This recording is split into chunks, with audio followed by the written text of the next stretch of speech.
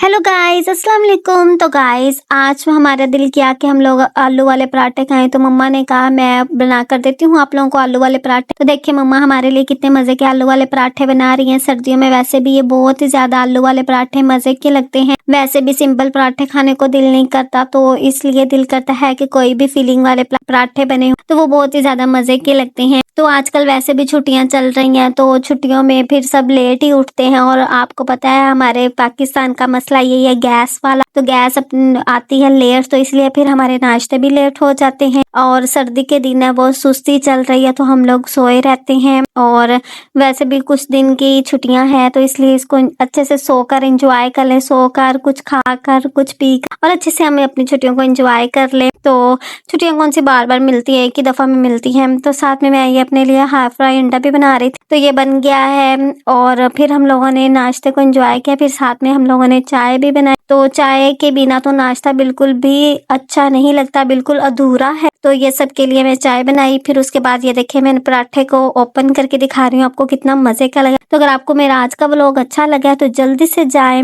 मेरे अकाउंट को फॉलो कर लें और नीचे अच्छे अच्छे कमेंट्स भी किया करें। तो मिलते हैं नेक्स्ट व्लॉग में, तब तक के लिए बाय बाय, अल्लाह हाफिज, टाटा।